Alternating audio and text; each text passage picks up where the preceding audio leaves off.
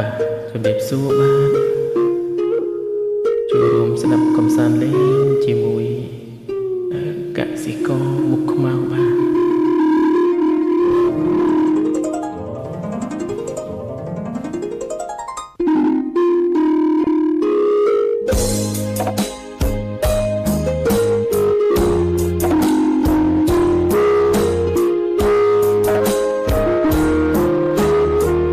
ត្រឹមជាកសិករគ្មានទ្រព្យធនអ្វី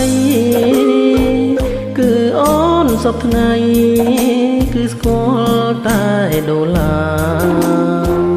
ទោះអូនស្នេហ៍បងក៏គ្មាននៃអ្វីជីវ៉ាទៅចោក៏និថាទៅតាមដែលចិត្តស្រីបង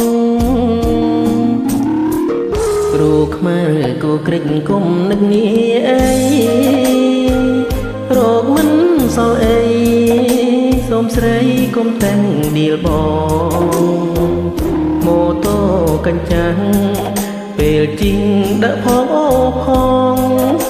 ត្រូវចេះមើលខ្លួនឯងផងរកបាយស៊ីសឹងមិនគ្រប់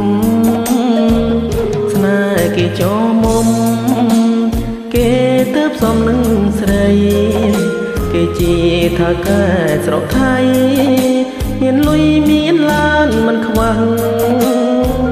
ស្នេហ៍ឲ្យរូបបងក្ររហេមរាមណាស់អូនអើយរោគនេះខ្វះនោះស្នេហ៍បងអូនច្បាស់រីងរៃ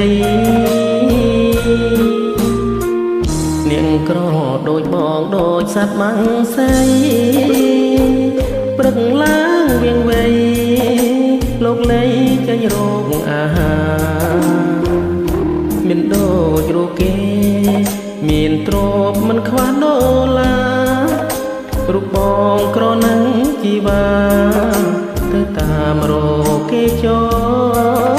ថ្លៃ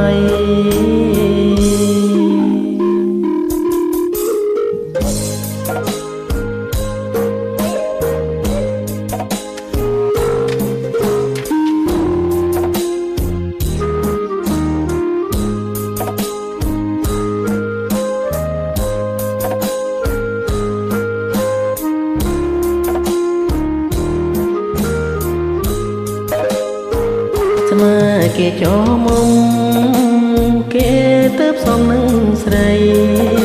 គេជាថាកែស្រុកថៃមានលុយមានឡានមិនខ្វះស្នេហ៍អើយរូបបងក្ររហេមរាមណាស់អូនអើយរោគនេះខ្វះនោះស្នេហ៍បងអូនច្បាស់រីងរៃ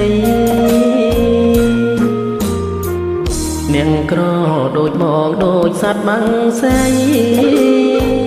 ព្រឹកឡើងវៀងវៃលោកលៃចេញរោគអាហារមានដូចរោគគេមានទ្រពមិនខ្វះដុល្លាររូបបងក្រនឹងជីវ៉ាទៅតាមរោគគេចោ